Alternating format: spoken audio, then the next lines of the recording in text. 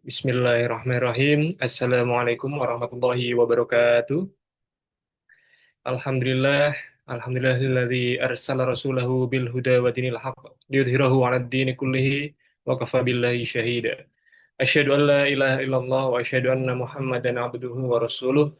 Allahumma inna nas'aluka bi anna nashhadu annaka antallah la ilaha illa antal ahadus samad alladzi lam yalid wa lam yulad wa lam yakul lahu kufuwan ahad.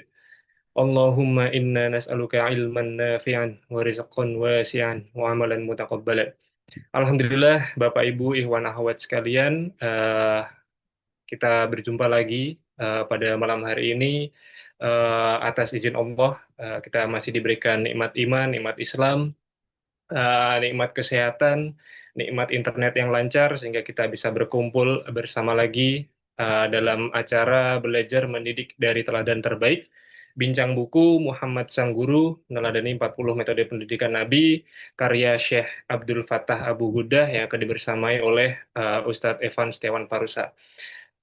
Salawat dan salam tak lupa kita haturkan kepada junjungan kita Nabi Muhammad SAW, kepada keluarganya, kepada para sahabatnya, dan kepada para pengikutnya. Baik, Bapak Ibu Iwan Ahwat sekalian, kegiatan kita pada malam hari ini diselenggarakan oleh Jogja Family Center, didukung oleh PPM Nur Baitur Rahman, Ngaji Bareng, Edutesia, Iklon, Kitamart, Rumah Mesin, Zikron Studio, Wonderful Umroh, dan juga Rihal. Pada malam hari ini kita masuk ke episode kelima, di mana di episode keempat kemarin kita sudah mendapatkan beberapa ilmu yang disampaikan oleh Ustadz Ivan juga mengenai Rasulullah tidak pernah berbicara dengan tergesa-gesa, tetapi dengan ucapan yang jelas sehingga mudah dipahami dan juga dihafalkan. Kemudian Rasulullah juga sering mengulang-ulang ucapannya sebanyak 3 kali. Kemudian Rasulullah juga sesekali bercanda, gitu ya. Kalau kemarin tentang diceritakan nenek-nenek yang bertanya apakah dia akan masuk surga atau tidak, dan Rasulullah menjawab nenek-nenek tidak akan masuk surga, gitu. Akan tetapi yang masuk surga kembali menjadi muda. Intinya ketika bercanda Rasulullah mencontohkan dan menjelaskan bahwa yang disampaikan adalah sebuah kebenaran, gitu, bukan kebohongan, dan bercandanya juga secukupnya. Baik, kita masuk ke episode kelima yang akan dibersamai juga oleh Ustadz Evan. Kepada Ustadz Evan kami persilahkan.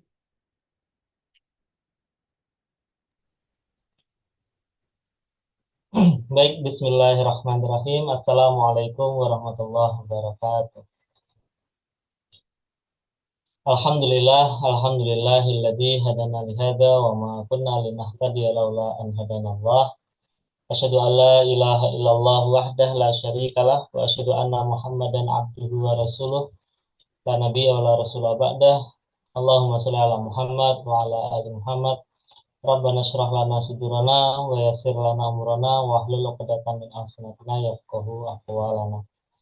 Alhamdulillah di malam hari ini Allah Subhanahu wa taala kembali pertemukan kita.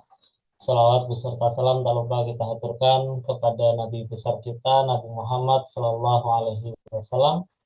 Semoga kita semua yang hadir saat ini bisa meneladani beliau dan juga bisa melanjutkan perjuangan dakwah yang telah dimulai oleh Rasulullah Sallallahu Alaihi Wasallam. Bagaimana kabarnya Bapak, Ibu, ikhwan akhwat sekalian? Semoga senantiasa dalam keadaan sehat, ya, tanpa kurang suatu apa. Dan semoga kita semua istiqomah dalam belajar, dalam menimba ilmu. Karena dari ilmu itulah Allah Subhanahu wa Ta'ala memberikan kita kesempatan untuk melaksanakan sebuah amalan, ya. Ilmu yang baik akan membawa kepada amalan yang baik. Dan kita tidak akan bisa beramal dengan baik tanpa ilmu.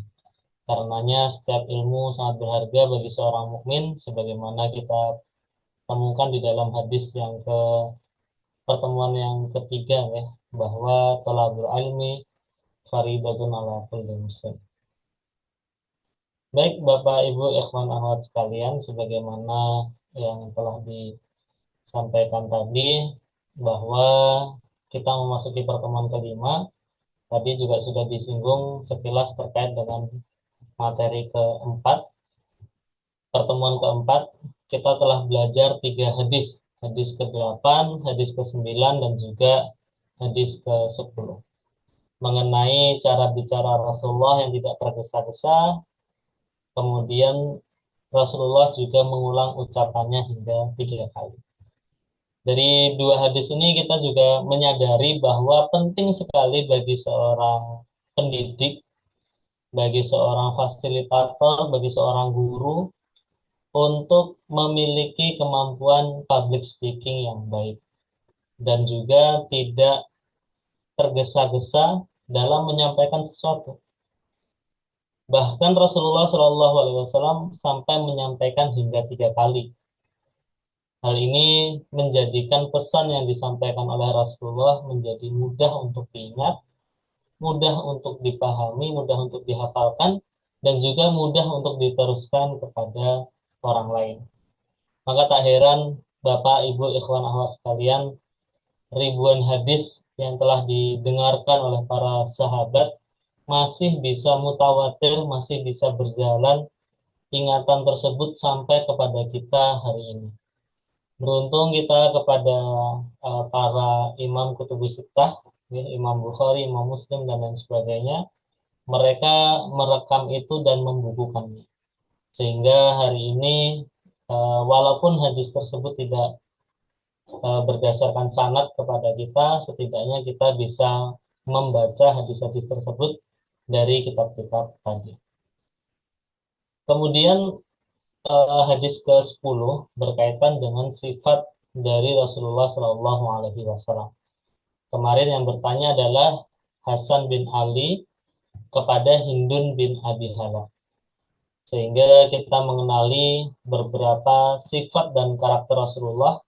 Di antaranya adalah Rasulullah memiliki sifat yaitu senantiasa bersedih. Ya. Tapi kemarin kita sudah bahas bahwa bersedih itu bukan kemudian karena kehilangan dunia, melainkan karena selalu memikirkan hal-hal atau urusan-urusan yang besar. Kemudian Rasulullah juga senantiasa berpikir, lalu jawami'ul kalimi, atau Rasulullah itu menyampaikan ucapan-ucapan yang singkat, namun ternyata maknanya sangat luas. Di antaranya ad-dinu nasihat. Singkat namun banyak maknanya. Di antaranya juga kemarin idlam tastahyi fasna masih. Seandainya engkau tidak tahu malu, maka berbuatlah semaumu. Dan banyak daftar dari Jawami'ul Kalimi, hadis-hadis pendek, melainkan memiliki makna yang cukup banyak. Kemudian di akhir dari hadis tersebut ada penyampaian berkaitan dengan tawa Rasulullah Shallallahu Alaihi Wasallam. Yang ini menunjukkan bahwa Rasulullah Shallallahu Alaihi Wasallam juga bercanda. Bahkan seorang sahabat mengatakan bahwa ya Rasulullah, engkau sering mencandai kami. Ya. Tetapi Rasulullah mengatakan saya hanya bercanda tentang kebenaran. Maka kemarin juga kita pelajari bahwa porsi bercanda dalam kehidupan itu seperti garam dalam makanan. Kalau tidak ada sama sekali, makanan mungkin terasa hambar. Tapi kalau terlalu banyak, maka tidak baik. Dengan ini, kita boleh bercanda namun dalam porsi yang sedikit. Kita lanjutkan dalam pertemuan kelima. Sekali lagi tambahan bahwa di pojok kiri bawah ada tanda. Apabila berwarna oranye, itu berarti adalah sumber sekunder dari kitab-kitab atau sumber lain. Kemudian kalau warnanya biru toska, ini menunjukkan sumber primernya yaitu kitab Ar-Rasul Al-Mu'alim dengan berbagai versinya ya, baik itu dalam bahasa Arab ataupun dalam bahasa Indonesia dengan 2 penerbit seperti itu. Walaupun tidak jauh berbeda antara terbitan yang satu dengan yang lainnya, versi terjemah. Baik, kemarin ada yang menanyakan berkaitan dengan batasan dalam bercanda, maka izin hari ini sebelum kita memulai, kita tambahkan sedikit berkaitan dengan batasan dalam bercanda. Karena setelah ini pun kita akan membahas berkaitan dengan bercanda yang disampaikan oleh Syekh Abdul Fattah Abu Ghuddah. di dalam kitab ini. Beliau panjang sekali menjelaskan berkaitan dengan bercanda. Yang pertama, batasan dalam bercanda yaitu tidak mengandung kebohongan. Sebagaimana yang kita pelajari kemarin, yang pertama yang saya ingat adalah tidak mengandung kebohongan. Rasulullah Shallallahu Alaihi Wasallam menyampaikan, wailul ladzi yuhaddisu fayakdzibun liyudhika bihil qaum wailul lahu. Celakalah orang yang berbicara dusta untuk membuat orang tertawa. Celakalah dia, celakalah dia. Hadis riwayat Abu Daud dan Tirmidzi. Dari sini kita perlu memilih dalam hal bercanda itu candaan-candaan yang tidak mengandung kebohongan hanya demi membuat orang lain tertawa. Kemudian yang kedua, tidak menyinggung perasaan orang lain. Ya ayyuhalladzina amanu la yaskhar qaumun min qaumin asa ayyakunu khairam minhum. Hai orang-orang yang beriman, janganlah sekumpulan orang laki-laki itu merendahkan kumpulan yang lain. Boleh jadi yang ditertawakan itu lebih baik daripada mereka. Quran surat Al-Hujurat ayat 11. Jadi bercanda tidak dalam rangka menyinggung perasaan orang lain. Dan hal ini biasa terjadi dalam porsi bullying ya, di beberapa tempat yang mungkin sedang viral, bahkan tidak dipungkiri terjadi juga di sekolah-sekolah, di mana sekelompok anak merendahkan atau menghina satu atau dua orang temannya agar teman-teman yang lain tertawa. Memang orang-orang lain terhibur, tetapi satu orang yang direndahkan itulah yang akan merasa tersinggung. Dan ini tentu hal yang tidak baik. Kemudian yang ketiga, tidak menakut-nakuti orang. Rasulullah Shallallahu Alaihi Wasallam bersabda, la ya'khudanna ahadukum mata'an akhihi la'iban wala jadan. Janganlah salah seorang dari kalian mengambil barang milik saudaranya baik bercanda maupun bersungguh-sungguh. Hadis riwayat Abu Daud. Jadi la'iban dalam rangka bercanda, disembunyikan sepatu milik temannya, disembunyikan sendal milik temannya, dan seterusnya.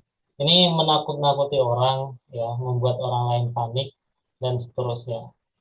Mungkin bisa jadi juga yang bersifat prank ya, mengagetkan orang dan seterusnya. Ini bercanda yang berlebihan. Kemudian tidak menjadikan agama sebagai bahan bercanda. Ini dari Quran surat Taubah ayat 65-66. Wala in sa'altuhum la yaqulunna innama kunna nakhudu wa nal'ab. Qul aballahu wa ayat abi aballahu wa ayatihi wa rasulihi kuntum tastahzi'un. La ta'tadiru qad kafartum ba'da imanikum. Dan jika kamu tanyakan kepada mereka tentang apa yang mereka lakukan itu, mereka akan menjawab, kunna nakhudu wa nal'ab. Kita itu sesungguhnya hanya bersenda gurau dan bermain-main saja. Padahal, katakanlah apa dengan Allah, ayat-ayatnya, dan Rasulnya, kalian selalu berolok-olok. Tidak usah kalian minta maaf karena kalian kafir ba'da imanikum. Kalian kafartum ba'da imanikum. Kalian kafir sesudah beriman. Quran surat At-Taubah ayat 65-66. Kemudian masih dalam masih dalam kaitannya terkait bercanda. Hal ini disampaikan oleh Syekh Abdul Fattah Abu Budah beberapa poin catatan. Jadi ini warnanya biru toska yang memang dituliskan di dalam kitab tersebut. Mengapa kok bagian bercanda ini dibahas? Hal ini karena bagian akhir dari hadis tersebut berkaitan dengan ayat haku an asnani jamilatin baidoin nasiatin. Ini berkaitan dengan sifat yang disampaikan oleh Hindun bin Abi Halah, yaitu Rasulullah itu ketika tertawa sangat indah. Gigi-giginya terlihat indah, berwarna putih dan bersinar. Misli lu'lu' al-musyabbih bihabbil ghamam wa huwal bar. ya seperti hujan ataupun salju yang dingin. Ini menunjukkan betapa tertawanya Rasulullah Shallallahu Alaihi Wasallam itu sangat indah dan direkam oleh sahabat ini. Nah, dari sinilah kemudian pembahasan tertawa itu jadi panjang. Selain daripada ini, selain bagian akhir dari hadis ini, juga ada sekelompok mukmin atau sekelompok kaum muslimin yang menganggap bercanda itu tidak boleh. Bercanda itu tidak sama sekali begitu ya, karena dapat mematikan hati. Padahal ada porsinya. Di sini Syekh Abdul Fattah Abu Gudah menyampaikan wadhahak fi mawatinihi fi'lun hasanun mahmudun. Tertawa pada tempatnya adalah perbuatan baik dan terpuji. Lima fihi minal khair, karena di dalamnya terdapat kebaikan al-mulaki littiba untuk karakter seseorang. Wal muwati lil makom, dan untuk kepantasan atau kedudukan seseorang. Karena kadang-kadang juga penting ya ada tertawa dalam rangka karir ya. Bisa biasa kita kenal dengan tertawa karir. Ini terbukti dari perkataan Syabul Fatah Buddha ini bahwa eh, lima fihi minal khair fi wal muatilil makom ya, untuk kedudukan seseorang. Fala gorobata ayat hak sayyidun nas wa a'dhamul bashar. Maka tidak heran kalau sebaik-baiknya manusia ini, seagung-agungnya manusia ini, yaitu Nabi Shallallahu Alaihi Wasallam juga tertawa. Ya, ini sangat jelas dapat kita perhatikan. Kemudian dalam kitab Al-Bukhara, Abu Umar Al-Jahiz dalam pembukaan kitab Al-Bukhara juga menyampaikan sesuatu berkaitan dengan tertawa. Beliau menyampaikan badaan tahaddasa an fawaidil buka, ketika beliau menyelesaikan pembahasan tentang faidahnya menangis, wa manafihi dan juga manfaatnya, allati ta'udu ala ruh, yang berkaitan dengan ruh dan jism jami'an, berkaitan dengan badan dan juga ruh. Dari sini sebenarnya kita dapatkan informasi bahwa Abu Amru Al-Jahiz itu membahas bahwa menangis itu bermanfaat bagi ruh dan juga bagi fisik ya, ada manfaatnya. Fama zannuka bid-dhahik, apa pendapatmu tentang tertawa? Alladzi la yazalu sahibuhu fi ghadbatis surur, yang pemilik tertawanya atau orang yang sedang tertawa itu dalam keadaan yang sangat bahagia, ila ayyan qati'a anhu sababu, sampai penyebab tertawanya itu hilang. Walau kana ad-dhahika qabihan min ad-dhahik, walaupun sesuatu yang ditertawakan itu, mohon maaf, walaupun tertawanya itu buruk ya, menurut yang tertawa, ai fi mautinid dhahik, atau dalam situasi yang memang boleh tertawa, qabihan minal mudhik, lama kila li zahra wal hibra wal hayyi wal qasri al mabni ka'annahu yadhak.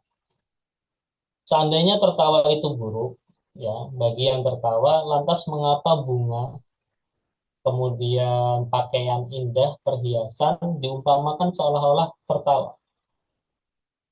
Wa qad qala Allahu jalla dzikruhu, dan Allah Subhanahu wa taala juga berfirman, wa annahu huwa adhaka wa adka wa annahu huwa amata wa ahya.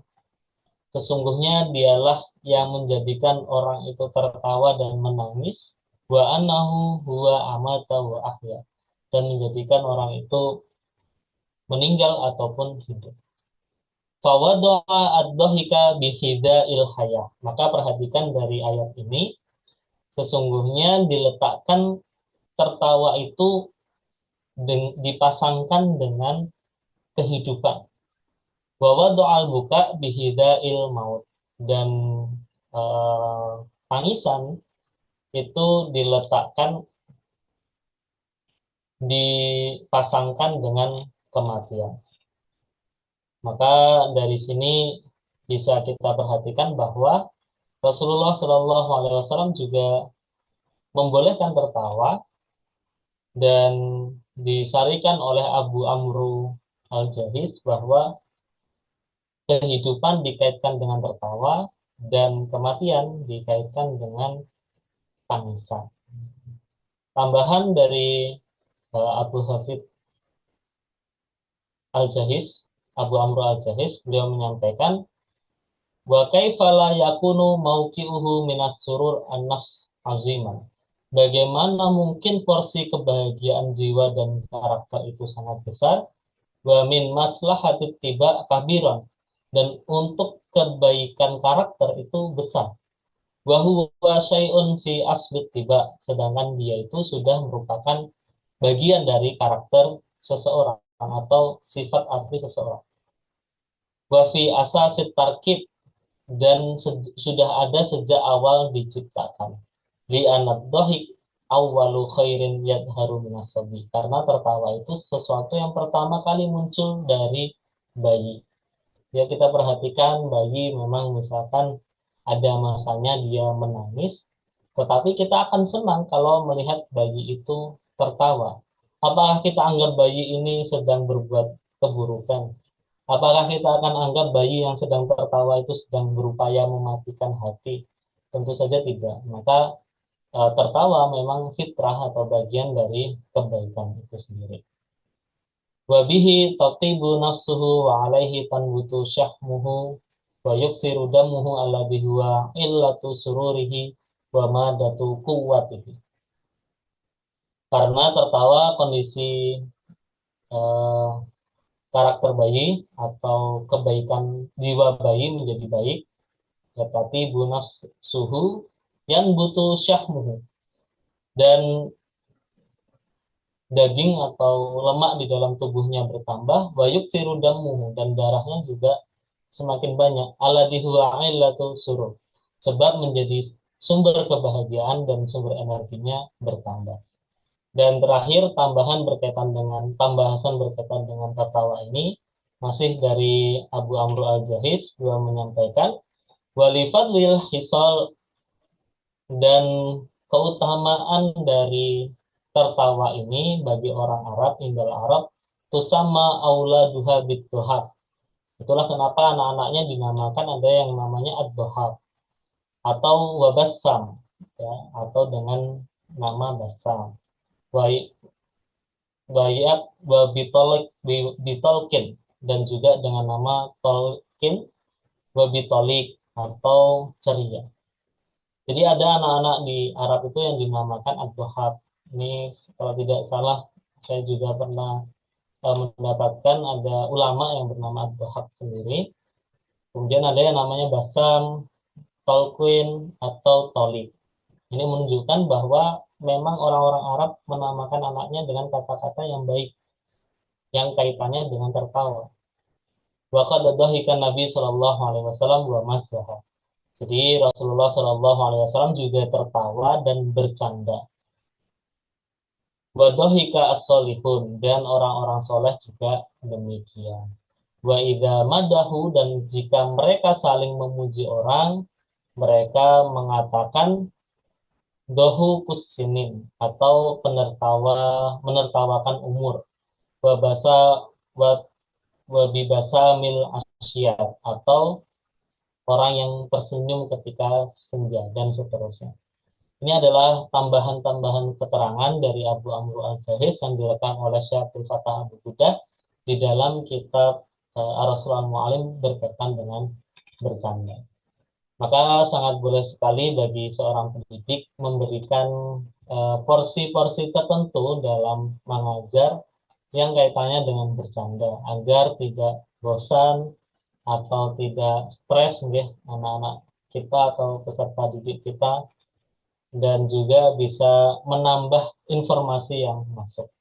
Karena kalau bosan, tidak fokus, banyak diemnya, hal ini yang menyebabkan informasi atau ilmu-ilmu terkadang tidak fokus begitu ya. Anak-anak tidak fokus. Lanjut dalam lanjut ke hadis ke-11, masih dalam kitab dalam kitab Ar-Rasul Ma'alim tentu saja, dan ini kaitannya dengan kitab As-Sama'il atau kitab Sama'il yang ditulis oleh Imam Tirmidzi. Karena Rasulullah Shallallahu Alaihi Wasallam daimal bisri sahlal khalqi layyinul janibi walaysa bifadzin wala ghalid. Sesungguhnya Rasulullah Shallallahu Alaihi Wasallam daimal bisri. Kita langsung ke artinya saja, bahwa Rasulullah Shallallahu Alaihi Wasallam orang yang selalu menampakkan wajah riang, sahlul khuluq atau memiliki akhlak yang lembut, layyinal janibi, tabiatnya juga lembut, laisa bifadzin, Rasulullah tidak berkata kasar, wala ghalidin, juga bukan orang yang keras. Tidak suka berteriak, tidak pernah berkata atau berbuat kotor, tidak pernah mencela, tidak pernah memuji berlebihan, mudah melupakan hal-hal yang dia sukai, tidak memupus harapan orang yang berharap kepadanya, dan tidak pula mengecewakannya. Kemudian qad taraka nafsahu min salasin. Rasulullah juga menjauhkan diri atau meninggalkan 3 hal.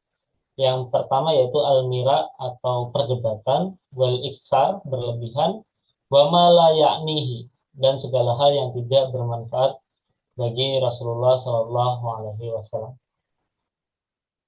Wa tarakan nas min salasin. Rasulullah juga menjauhkan manusia dari 3 hal. Kana la yadummu ahadan wa la ya'ibuhu. Mencela atau menghina orang lain, membuka aib orang lain. Wala yatlubu auratahu, membuka aib orang lain, wala yatakallamu illa fima roja thawabahu, dan tidak berbicara kepada orang lain tanpa diharapkan pahala darinya.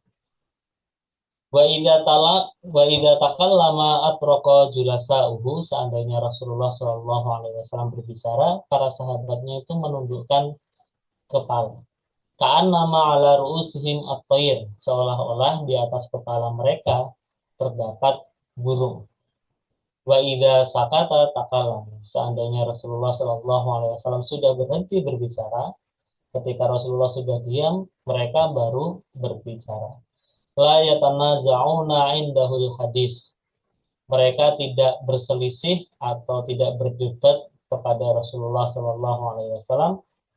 Man takallama indahu an sautu lahu hatta yafruq. Siapapun yang sedang berbicara dengan beliau, maka yang lain akan ikut memperhatikan sampai beliau selesai berbicara. Hadisuhum indahu hadisu awwalihim, yaitu ketika yang satu tadi baru selesai berbicara, maka yang lain baru menyusul. Yadhaku mimma yadhakun, Rasulullah juga tertawa ketika yang lain tertawa. Wa yata'ajjabu mimma yata'ajjabun, dan ikut kaget atau ikut takjub ketika orang lain takjub. Wa yusbiru lil gharib alal jafwah, Rasulullah Shallallahu Alaihi Wasallam juga bersabar terhadap ucapan dan pertanyaan orang asing, ya, fi mantikihi wa mas'alitihi, untuk sesuatu yang memang menjadi masalahnya mereka. Hatta in kana ashabuhu la yasta'jilbunahu, sampai-sampai orang-orang itu atau para sahabat itu ingin mendatangkan mereka ke majelis beliau supaya mereka juga mendapatkan ilmu dari pertanyaan orang asing itu. Poin ini nanti akan dibahas lebih panjang. Kemudian masih ada sambungannya. Beliau berkata, jika kalian menjumpai seseorang mencari sesuatu yang dia butuhkan, maka bantulah dia. Rasulullah Shallallahu Alaihi Wasallam tidak menerima pujian dari orang lain atas sesuatu yang tidak beliau kerjakan. Beliau tidak memotong pembicaraan orang lain kecuali dalam perkataan yang tidak baik. Terakhir, jika itu terjadi, beliau akan langsung memotongnya dengan melarangnya atau pergi meninggalkannya. Hadisnya cukup panjang, ya. Ini menunjukkan betapa bahasa Arab itu sangat eh, sangat praktis, ya. Dalam satu slide saja sudah bisa merangkum 3 slide sekaligus dalam bahasa Indonesia. Memang sangat praktis seperti itu. Intinya apa dari hadis ini? Ini juga sudah disarikan oleh Syaikhul Fatah Abu Judah. Beliau menyampaikan yang pertama, Rasulullah Shallallahu Alaihi Wasallam berusaha memberi perhatian secara merata kepada para sahabat yang ada di majelisnya, sehingga setiap orang merasa yang paling dicintai oleh Rasulullah Shallallahu Alaihi Wasallam. Rasulullah membagi perhatian tersebut secara rata. Sebagai seorang pendidik, misalkan menghadapi murid-muridnya, tidak ada satu murid yang diunggulkan daripada yang lain. Semuanya merasa unggul, semuanya merasa dicintai, sehingga kelas berjalan dengan nyaman. Para sahabat di sini bersama Rasulullah juga berkumpul dengan Rasulullah dengan nyaman. Kemudian Rasulullah bersabar terhadap orang yang kasar dan bertanya. Maksudnya adalah pertanyaan yang tidak berani ditanyakan para sahabat.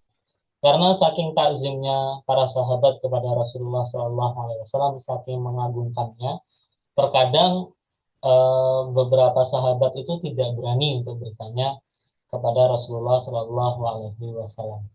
Bahkan jika Rasulullah SAW melakukan kesalahan sekalipun, tidak banyak yang berani untuk bertanya seperti itu.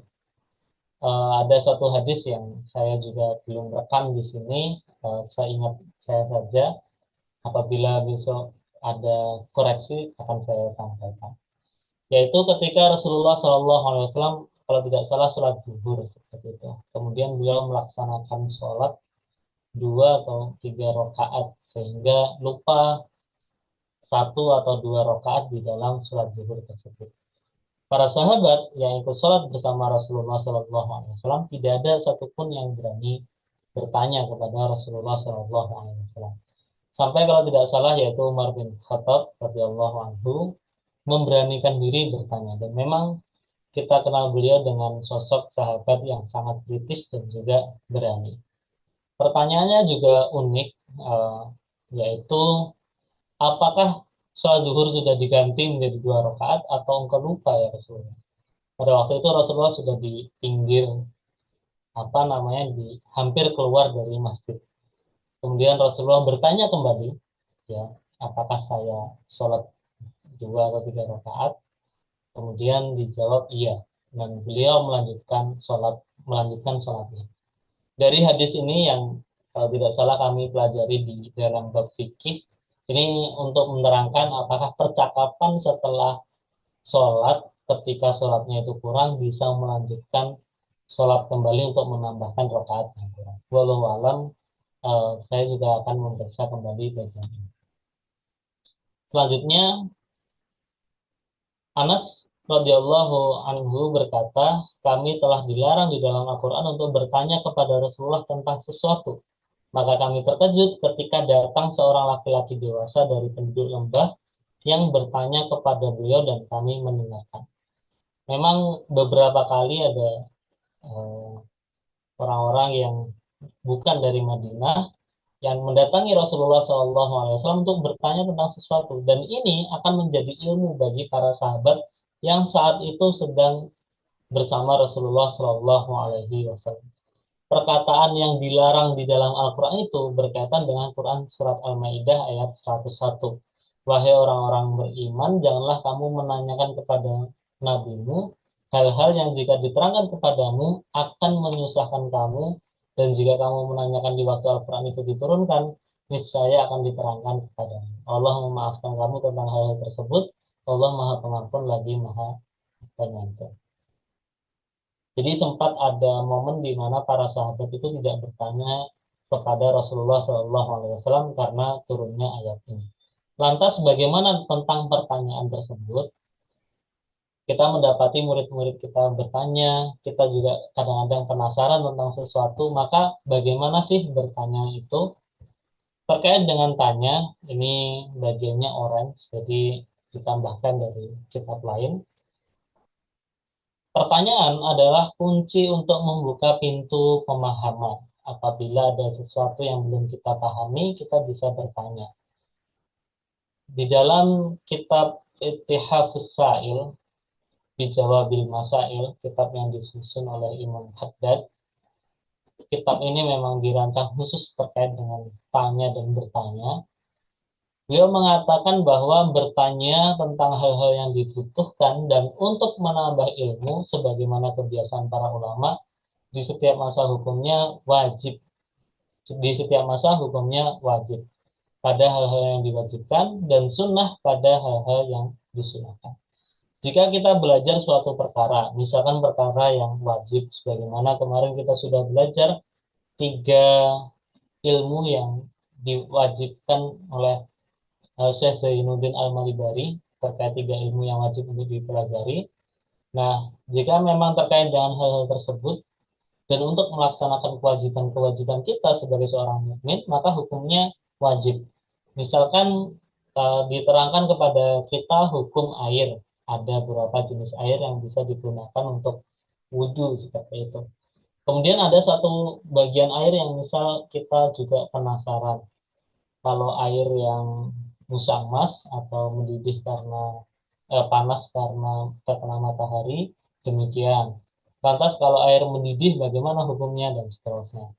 Itu bisa kita tanyakan karena berkaitan dengan sesuatu yang memang kita penasaran sekaligus implementasinya penting dalam kehidupan kita sehari-hari.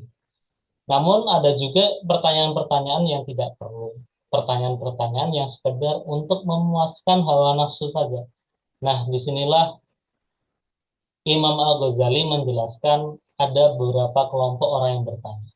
Di dalam kitab Ayyuhal Walad, kitab ini membahas tentang murid beliau yang sudah merantau jauh ke negeri seberang, sedangkan ilmu yang dipelajari sudah cukup banyak. Lalu beliau galau. Muridnya ini galau karena ilmunya sangat banyak dan menjadi membuat beliau bingung. Akhirnya beliau berkirim surat kepada Imam Al-Ghazali. Imam Al-Ghazali kemudian menjawab surat tersebut dan jadilah kitab ini yaitu Ayyuhal Walad yang berarti wahai anakku. Kitab ini pendek dan ada beberapa nasihat dari Imam Al-Ghazali kepada muridnya dan di bagian ini ada nasihat berkaitan dengan pertanyaan. Imam Al-Ghazali menyampaikan 4 golongan orang yang bertanya. Yang pertama yaitu orang yang bertanya dengan penuh kedengkian dan kebencian. Ada sekelompok orang yang sudah dengki terlebih dahulu, sudah benci terlebih dahulu, sehingga pertanyaan itu tidak menginginkan jawaban, tapi ingin menunjukkan sisi aib atau sisi keburukan dari orang yang akan ditanya. Dan itulah orang yang bertanya dengan penuh kedengkian dan kebencian. Maka jawaban yang benar sekalipun tidak akan membuat orang yang bertanya ini puas seperti itu. Kemudian yang kedua, orang yang bertanya dengan kebodohan karena belajar dalam waktu yang singkat dan merasa dapat berdebat dengan ulama. Ada yang demikian. Panjang sebenarnya Imam Al-Ghazali menjelaskan, tetapi ringkasnya adalah beliau ingin menunjukkan ada sekelompok orang atau segolongan orang yang baru belajar sedikit, baru memahami sedikit, kemudian ingin menjatuhkan ulama yang berbeda atau orang yang berbeda dengannya dengan cara bertanya. Nah, di dalam ilmu terbaru atau ilmu modern ini disebut dengan Dunning-Kruger effect, ya, di mana di mana puncak kesombongan seseorang itu ketika dia baru belajar sedikit. Ketika belajarnya lebih lama lagi, itu akan muncul kebijaksanaan sehingga kesombongannya semakin berkurang. Dunning-Kruger effect ini bisa dicari sendiri Bapak Ibu Ikhwan Akhwat sekalian dan memang terjadi dalam banyak kasus begitu. Ya kita lihat misalkan di banyak hal beberapa orang yang baru belajar sedikit kemudian merendahkan orang yang sudah pakar bahkan seperti itu. Kemudian yang ketiga, orang yang bertanya agar menambah ilmu namun dalam perkara yang di luar kapasitasnya. Berbeda dengan nomor dua, nomor tiga ini memang penasaran, tetapi bertanya kepada sesuatu yang sangat jauh dari kapasitasnya, sehingga dia belum memiliki pengantar untuk memahami ilmu yang akan disampaikan. Ini menunjukkan bahwa ilmu itu memang bersifat tadriji. Ilmu itu bersifat tahapan-tahapan. Karenanya tidak bisa kemudian seorang pelajar atau orang yang sedang belajar, anak didik, peserta didik, itu kemudian langsung kita ajari hal-hal yang di luar kapasitasnya. Pasti kita mengajarkannya dengan cara bertahap. Nah, inilah yang penting agar seorang pendidik juga perlu memahami level atau kapasitas dari peserta didik. Pendidik memahami kapasitas dari murid-muridnya sehingga tidak menyampaikan sesuatu yang sangat jauh dari kapasitas peserta didik. Terakhir, yang paling tepat adalah orang yang bertanya untuk menambah wawasan, tidak ada kedengkian, tanpa ingin menguji, dan memang sesuai dengan kapasitasnya.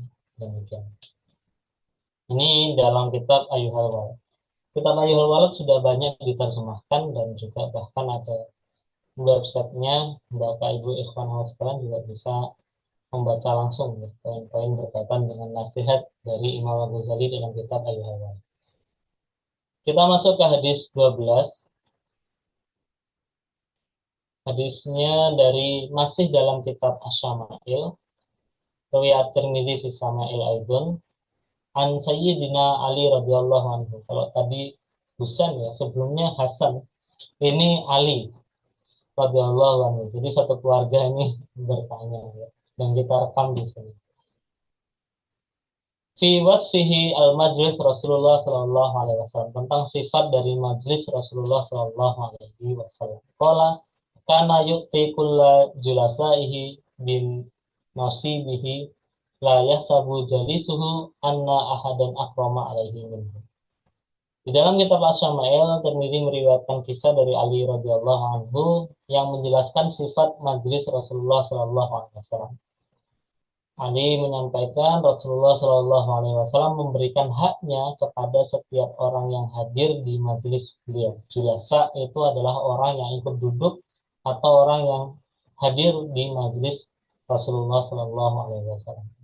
Sehingga tidak satupun orang yang merasa lebih mulia di mata beliau atau orang tidak merasa lebih baik daripada orang lain. Semuanya merasa adil, semuanya merasa diperlakukan dengan baik, dan semuanya merasa dicintai.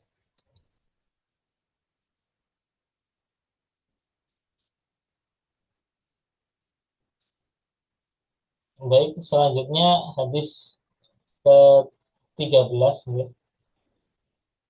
Ini dalam kitab uh, Al-Adab wal Mufrad.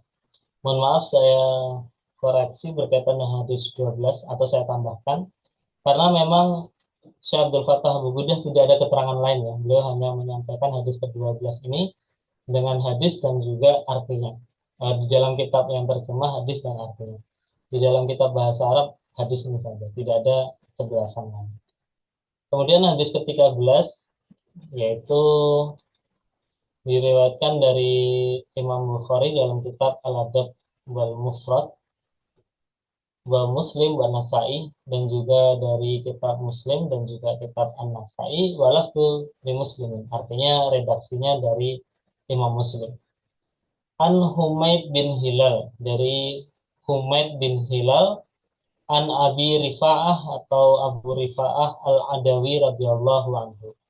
Qala, mereka berkata, intahaitu ila Nabi sallallahu alaihi wasallam. Aku pernah datang kepada Rasulullah sallallahu alaihi wasallam wa huwa yakhtub, pada saat beliau sedang berkhutbah. Qala faqultu, kemudian saya mengatakan, ya Rasulullah, rajulun gharibun jaa yas'alu an dinihi. Ada orang asing datang kepadamu untuk menanyakan perihal agamanya. la yadri ma dinuhu, karena dia itu tidak tahu bagaimana agama. Qala fa'aqbala alayya Rasulullah sallallahu alaihi wasallam. Kemudian Rasulullah sallallahu alaihi wasallam menerimanya, menghampirinya, dan taroka khutbatahu, meninggalkan khutbahnya, hatta intaha ilayya, sampai benar-benar menghampiri orang tersebut. Fa'autiya bi kursiyin hasibtu qawaimahu hadidan. Kemudian Rasulullah mengambil kursi yang dikira atau dalam pandangan orang tersebut, kursi tersebut terbuat dari besi, kaki-kakinya terbuat dari besi. Qala fa'aqa'ada alaihi Rasulullah sallallahu alaihi wasallam wa ja'ala yu'allimuni mimma 'allamahullah. Kemudian Rasulullah sallallahu alaihi wasallam duduk mengajariku apa-apa yang telah Allah ajarkan kepadanya. Summa ata khutbatahu fa'atamma akhirahu. Kemudian beliau melanjutkan khutbahnya dan menyempurnakannya dengan selesai.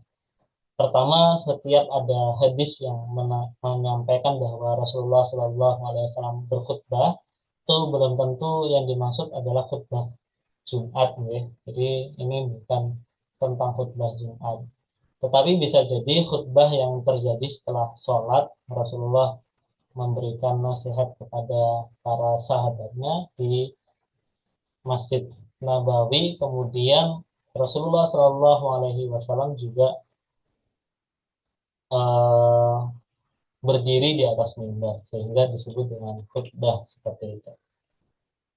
Kemudian dari hadis ini ada beberapa poin yang bisa kita dapatkan. Mohon maaf.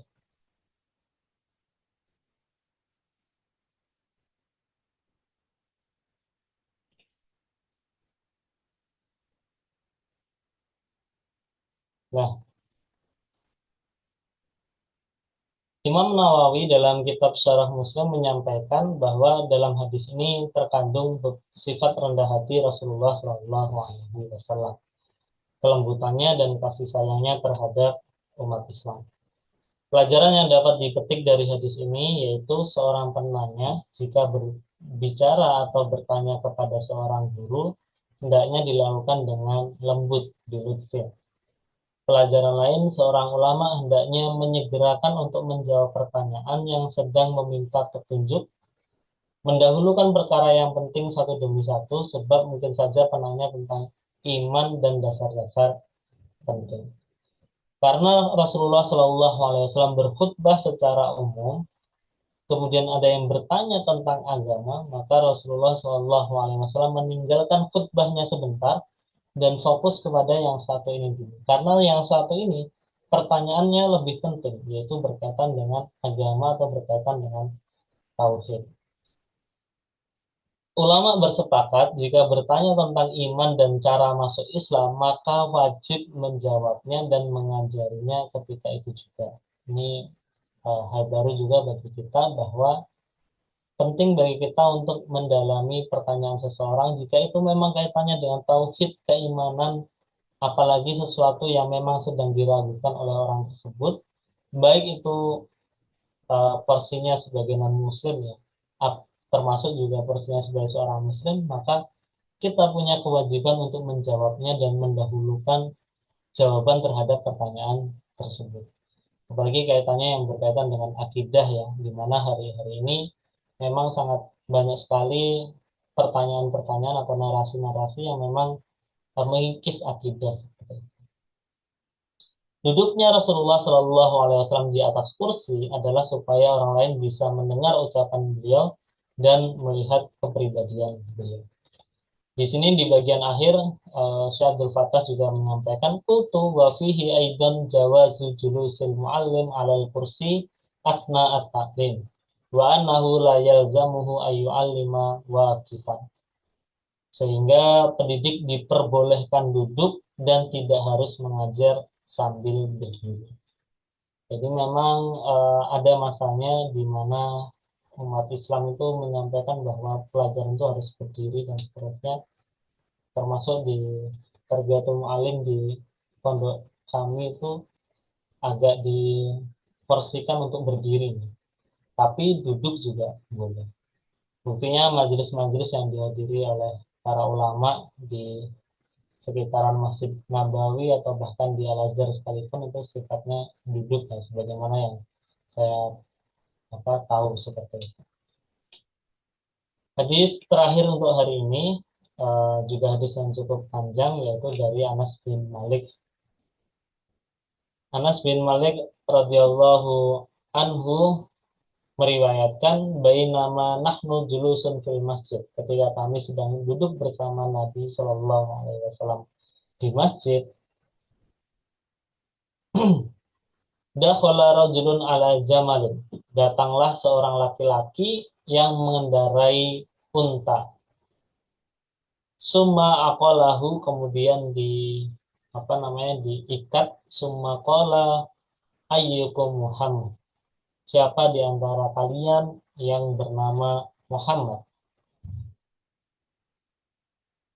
Wa Nabi sallallahu alaihi wasallam muttaqiun baina zuhrani bin. Pada waktu itu Rasulullah sallallahu alaihi wasallam sedang duduk bersandar. Kemudian fakulna, kami berkata, hadar rajulu al-abjad al-muttaqi. Itu laki-laki yang menggunakan pakaian laki-laki putih yang sedang bersandar. Faqala lahu ar-rajul, kemudian laki-laki yang baru datang tadi menaiki unta tadi mengatakan, ya Ibnu Abdul Muthalib, wahai anak Abdul Muthalib. Nabi Shallallahu alaihi wasallam menjawab, qad ajabtuka, saya telah mendengarmu.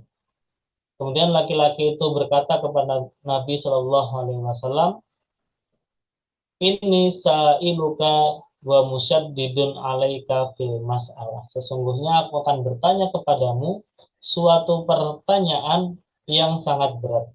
Fala tajidanna alayya fi nafsika. Maka janganlah engkau marah kepadaku. Faqala sal amma badalaka. Nabi Muhammad menjawab, tanyakanlah apa yang kamu mau. Faqala as'aluka bi rabbika wa rabbi ma qablaka.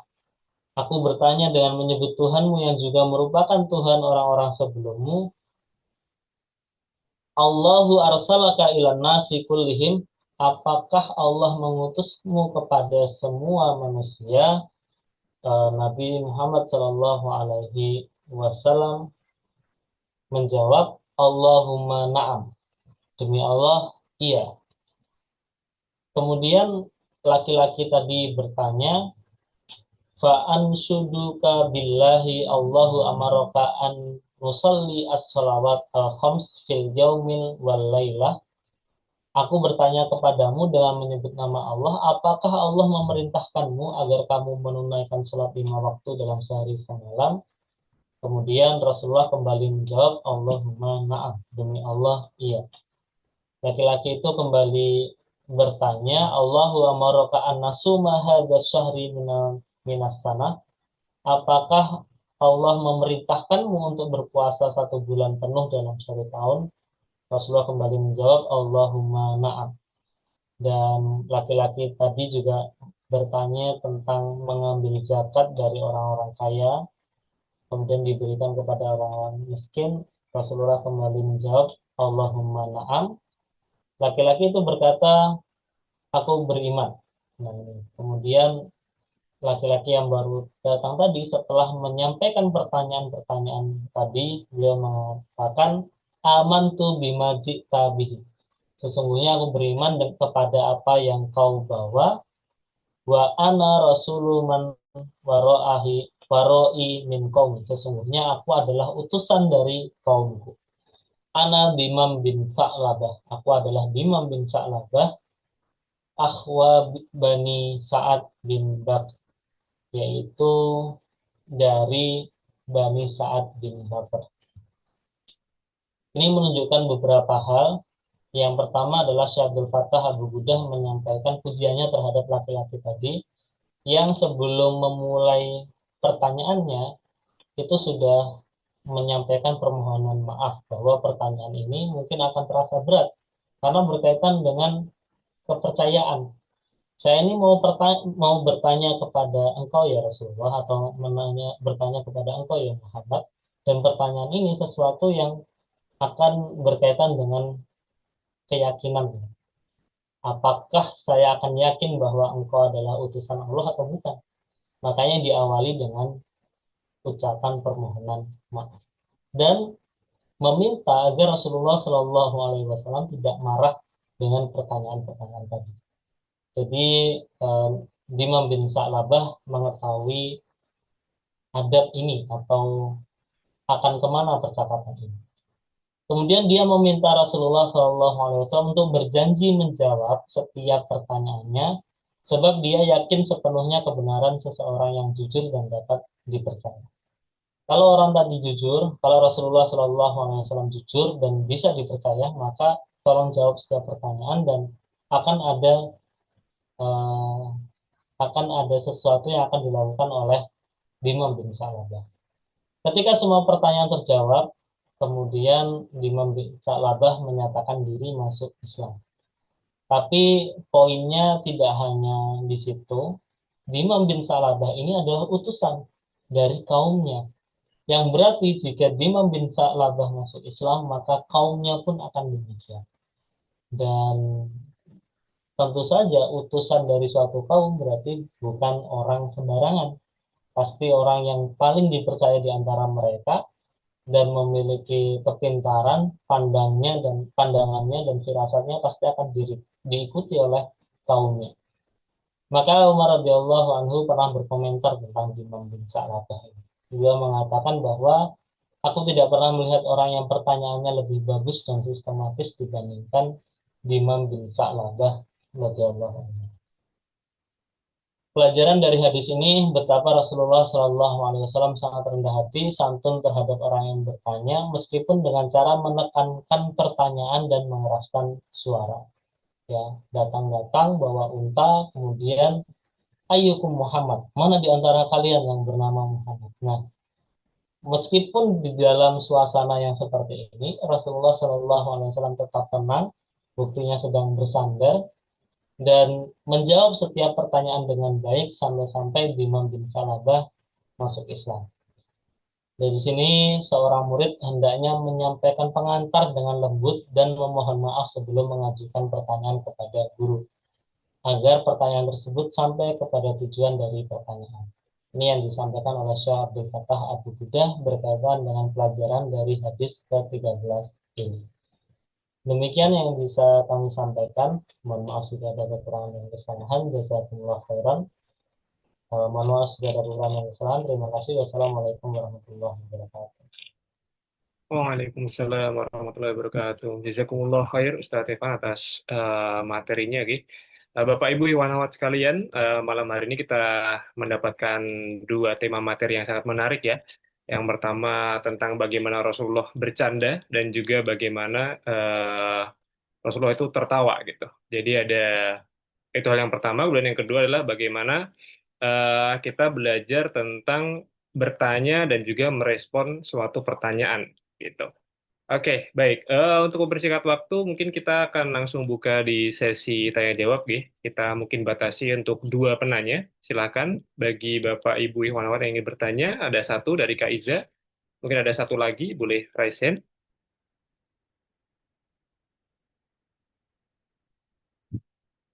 Oke, sembari menunggu yang lain, silakan Kak Iza, apakah mau menyampaikan langsung? Silakan bisa on mic jika mau bertanya langsung.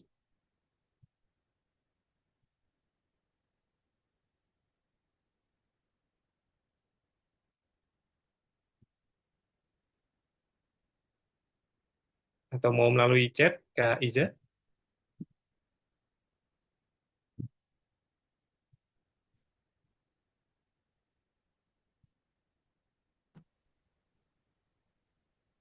Oke, sembari menunggu penanya, mungkin kita juga dalam kehidupan sehari-hari juga kita menemukan hal-hal yang telah disampaikan dalam kitab ini ya, Muhammad Sang Guru, gitu. Kita selalu bertemu dengan teman-teman yang mungkin suka bercanda, kemudian juga ada yang bercandanya juga dalam dua jenis gitu ya, yang mungkin bercanda yang sifatnya membangun dan juga kejujuran, juga ada juga yang bercandanya juga dalam hal negatif gitu. Mungkin tadi ya, ada contohnya prank, kemudian juga menghina gitu ya, kemudian juga hal-hal yang tidak baik dalam candaannya.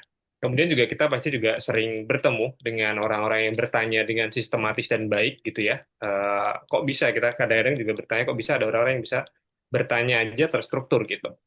Dan juga bagaimana sih respon dari guru-guru kita ketika mendapatkan pertanyaan-pertanyaan yang mungkin sulit gitu ya, atau mungkin pertanyaan-pertanyaan yang mungkin di luar nurul gitu ya. Kita juga bisa meneladani bagaimana Rasulullah tetap rendah hati dan juga eh, dengan bijak gitu menanggapi keadaan-keadaan yang mungkin kita juga tidak expect sebelumnya. Seperti itu. Oke, Izin, Assalamualaikum Pak oke. Ustadz. Waalaikumsalam warahmatullahi wabarakatuh. Silakan Kak Iza. Izin Pak, jadi ini kebetulan tema yang sangat saya tunggu-tunggu ya Pak. Karena saya benar-benar penasaran banget ini di relate banget gitu kalau di kehidupan. Untuk yang pertanyaan pertama terkait batasan bercanda, itu kan tadi ada kayak tidak boleh berbohong, terus menyinggung perasaan, tidak boleh menakut-nakuti, terus jangan menjadikan agama bahan candaan. Sebenarnya yang poin terakhir ini yang paling banyak saya tuh pengen banget tanya gitu. Jadi untuk yang tidak menjadikan agama bahan candaan itu sebenarnya sejauh apa?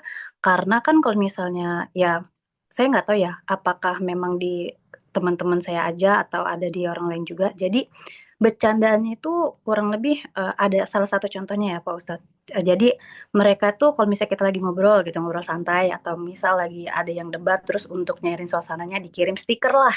Tapi stikernya itu kayak tulisannya dilihat oleh Allah gitu, terus dilihat oleh malaikat maut gitu. Terus ada juga stiker yang nggak perlu dihapus, sudah dicatat malaikat gitu-gitu. Pokoknya yang sejenis itulah. Nah, terus biasanya saya juga lihat di sosmed kalau misalnya ada isi konten yang menurut saya juga saya kurang suka gitu ya, kayak misalnya terkait LGBT atau penyimpangan-penyimpangan gitu, tapi ada netizen yang komennya itu mungkin bercanda, tapi bercandanya tuh kurang lebih kayak inilah tipe manusia yang dirindukan pedang Umar, misal kayak gitu. Nah, kalau misalnya bercanda-bercanda yang seperti itu kira-kira masih bolehkah gitu atau gimana? Karena kan mohon maaf ya Pak Ustadz, saya kan kadang otomatis tertawa tapi habis itu saya mikir ini boleh nggak sih diketawain gitu kan, saya takut salah gitu kan. Nah, terus yang kedua terkait ini tadi Pak Ustadz yang tertawa pada tempatnya merupakan perbuatan baik dan terpuji karena di dalamnya terdapat kebaikan untuk karakter seorang dan kepantasan untuk kedudukan seorang. Itu tadi yang Pak Ustadz sempat mention kayak tertawa karir gitu ya. Nah, berarti tertawa karir ini sebenarnya nggak masalah kan Pak Ustadz, karena kan kita juga tertawa karir kan ya untuk menghargai aja, walaupun ya memang kita sering temui jokes ya mungkin atasan kita atau siapa mungkin kurang gitu kan kayak garing, tapi kan kita menghargai. Tapi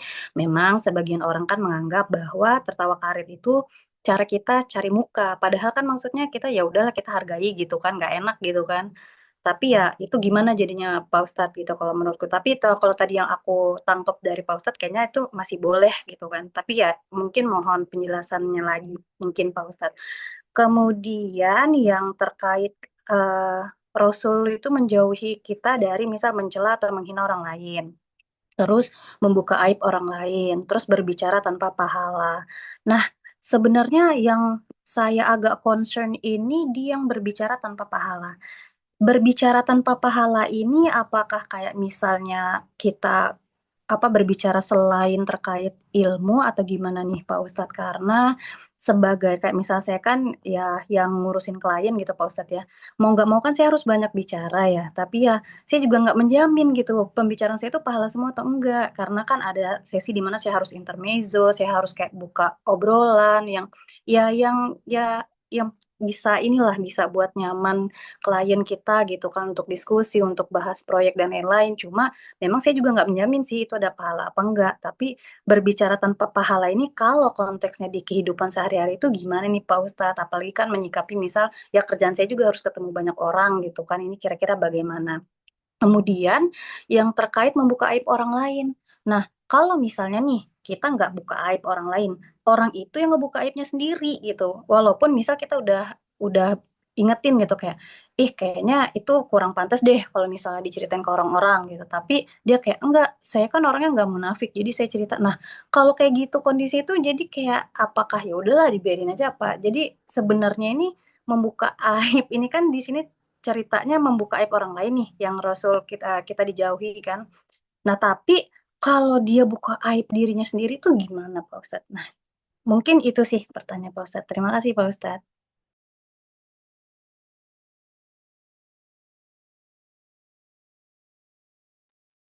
Oke, baik. Tadi ada 4 ya berarti pertanyaan ya. Yang pertama bercanda mengenai agama, dan yang kedua ada tertawa karir. Kemudian yang ketiga tadi ada, saya lupa jadi. Oke. Bicara tanpa pahala, Oh ya, bicara tanpa pahala. Kemudian yang terakhir mengenai eh, membuka aib sendiri. membuka aib, sedangkan dibuka sendiri oleh yang bersangkutan. Monggo, Ustaz Evan. Baik, jazakumullah khairan. Sebelumnya ini sekaligus menjawab yang ada di kolom Q&A ya, berkaitan dengan pandangan Islam terkait tertawa terbahak-bahak. Baik, yang pertama, agama sebagai bahan bercandaan sejauh apa batasannya? Ya, ini tentu saja eh, tidak boleh sama sekali jika memang bukan suatu kebenaran. Ketika Rasulullah SAW mempercandai nenek-nenek tadi, ya, itu kan juga berkaitan dengan agama ya. Nanti kamu nggak masuk surga nek, atau nenek-nenek juga tidak masuk surga, atau di surga tidak ada nenek-nenek. Nah, kemudian kan membuat orang tersebut bersedih. Ya. Ini kan kaitannya terkait agama tentu saja.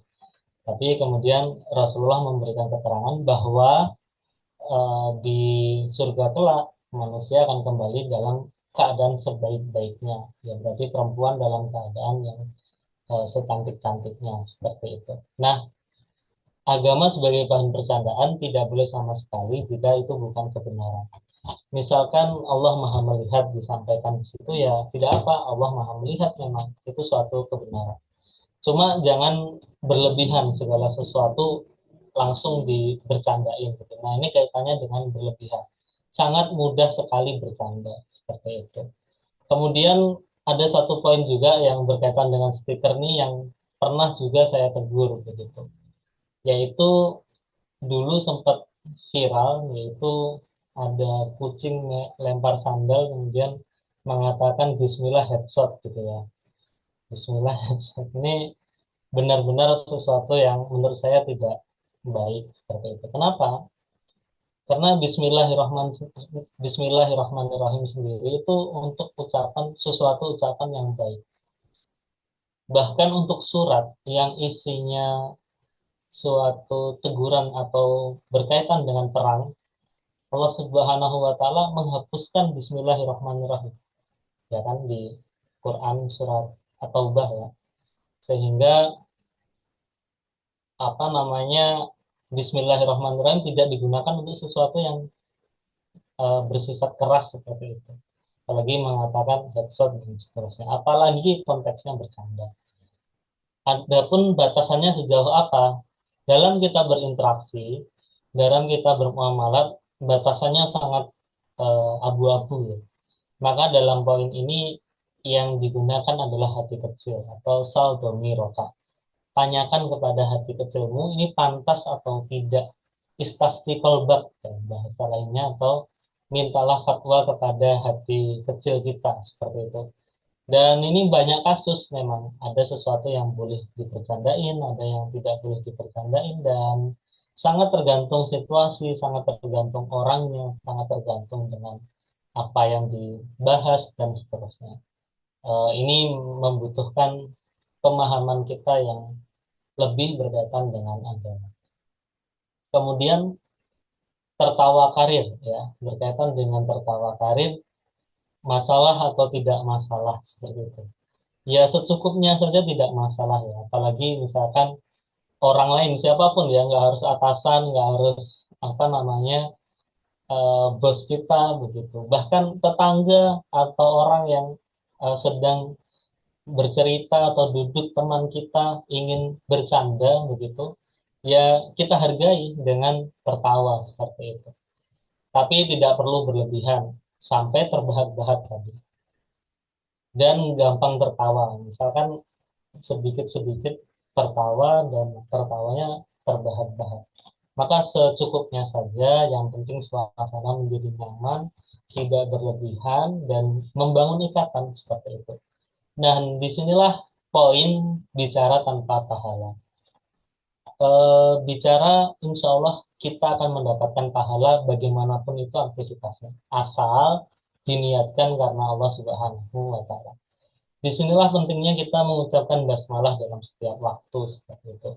Bismillahirrahmanirrahim itu ucapan yang sederhana, tetapi sangat penting maknanya untuk meluruskan niat kita bahwa aktivitas yang akan kita lakukan ini meskipun ujung-ujungnya berkaitan dengan bisnis, berkaitan dengan usaha, berkaitan dengan aktivitas yang memang urusan duniawi, tetapi kita niatkan karena Allah Subhanahu wa Ta'ala, dan kita bisa sambungkan itu karena Allah Subhanahu wa Ta'ala, karena di antara perintah Allah adalah kita memiliki peran peradaban di muka bumi ini, begitu ya. Jadi insya Allah bisa kalau kita niatkan aktivitas kita karena Allah, meskipun itu bekerja atau meskipun itu aktivitas sehari-hari, misalkan tidak ada hubungannya dengan agama sekalipun, bisa kita niatkan karena Allah Subhanahu wa Ta'ala. Dan inilah poinnya Bismillahirrahmanirrahim, di antara keajaiban atau hikmah dari kita mengucapkan Bismillahirrahmanirrahim itu ada space waktu, di mana ketika aktivitas kita itu otomatis biasanya itu langsung mengalir begitu saja. Ketika kita mengucapkan Bismillahirrahmanirrahim, maka ada space atau ada jeda waktu. Jeda waktu inilah yang mengontrol hati kita. Jeda waktu itulah yang membuat pikiran kita tenang.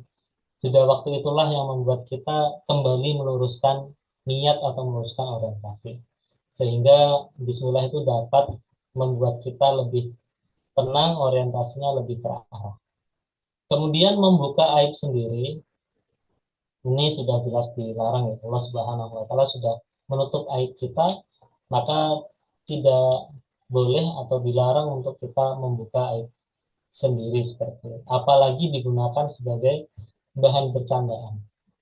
Termasuk untuk nasihat sekalipun sebenarnya tidak boleh. Misalkan seorang guru atau seorang pendidik menasehati muridnya yang nakal, karena ini kita pembahasannya pendidikan ya.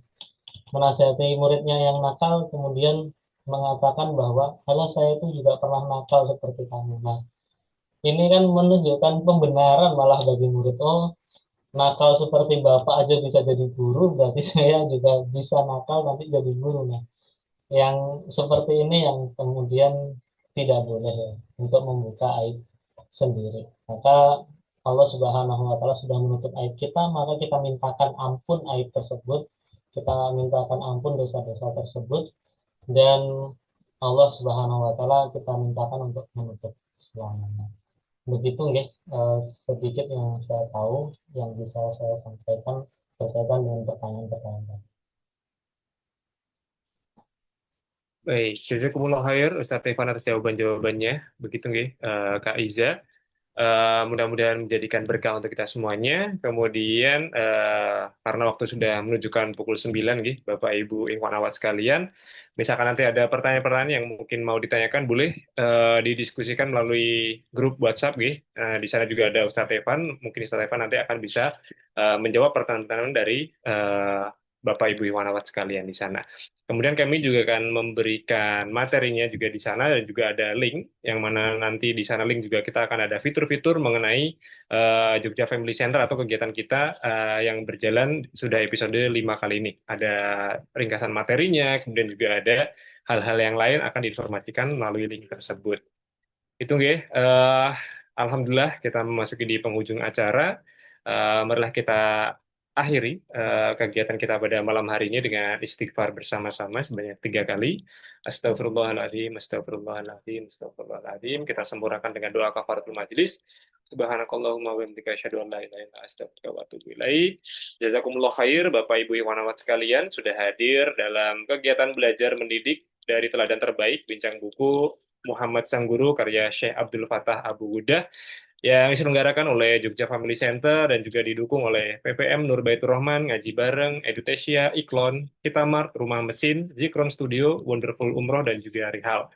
Mudah-mudahan kita selalu diberikan hidayah oleh Allah, kita diberikan istiqomah untuk selalu belajar, dan Bapak Ibu Ihwanawat sekalian diberikan kesehatan. Kami dari tim Jogja Family Center undur diri. Wassalamualaikum warahmatullahi wabarakatuh.